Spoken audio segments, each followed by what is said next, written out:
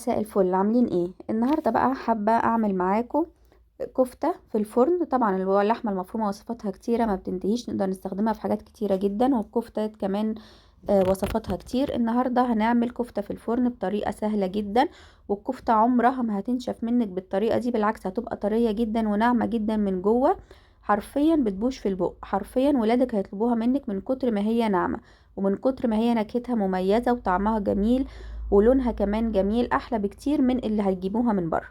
تعالوا بقى نشوف الطريقة. هنا انا عندي 400 جرام من اللحمة المفرومة، فيها 10% دهون. هنزل عليها ببصلة كبيرة مفرومة ناعم في الكبة، مش هصفيها من المية بتاعتها ولا اي حاجة، انا مش هصفي اي مية خالص او مش هستخدم مية بصل، كله هحطه مع بعض كده في العجينة بتاعة الكفتة. عندي هنا بقى 2 توست، عيش توست، انا كنت حطاه في ميه فتره، يعني يا دوب 3 دقايق بالكتير، وبعدين هتصفيه كويس قوي من الميه بتاعته. لو حابه تحطيه في مصفى كمان ينزل بقيه الميه بتاعته يكون افضل، لو انتي ما صفيتوش كويس من الميه. وهنبدا نفرمه في الكبه مكان البصل كده، وهننزله على الكفته. وهو ده بقى السر اللي هيخلي الكفته بتاعتك هشه وناعمه ومنفوشه من غير بيكنج باودر، من غير اي حاجه.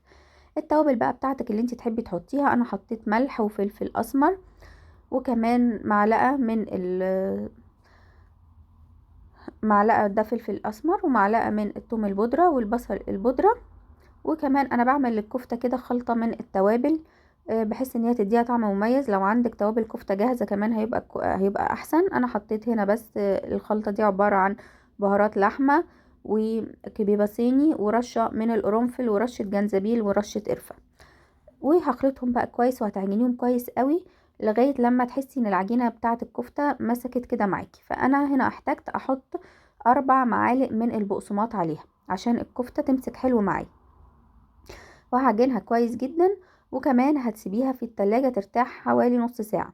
لو عايزة تشتغلي بيها على طول مفيش مشكلة، هي عمرها ما هتفك معاكي، هي هتبقى منفوشة وناعمة جدا معاكي في الفرن. زي ما انت شايفة كده انا سبتها بقى هريحها نص ساعة. انا بحب دايما اريح اي عجينة علشان تديني قوام كويس. هنا بقى انا هبدأ اصبع الكفتة.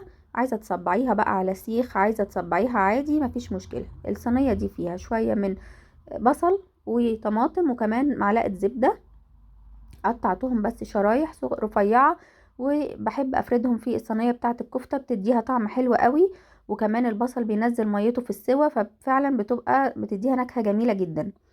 هنصبع بقى الكفتة. انا صبعتها عادي من غير سيخ ولا اي حاجة، صبعتها على ايدي عادي، وهحطها على الطماطم والبصل ومعلقة الزبدة اللي احنا حاطينها في الصينية بتاعتنا.